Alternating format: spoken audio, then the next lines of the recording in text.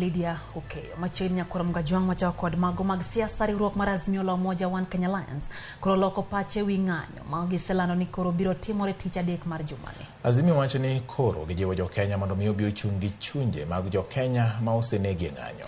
E ote ma Azimio pedho, riwruogno wacho ni gibedo kod lalruok kendo ng'ado ni koro gidhi timo rapar ne ji ma osenindo midhiero e lwet obila. Azimio yango ne gidhi timo chokruoge e gwenge ma pacho ka. Bende gikwayo jo-Kenya mondo mi owuog oko duto ka giting'o misuma kod maua.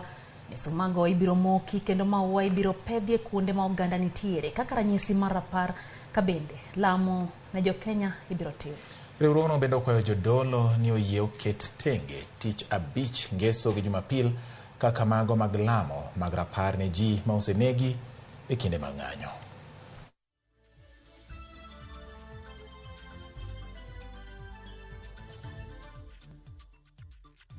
Kwa mgajwang' kwa sudombele ni manenja ten piny Kenya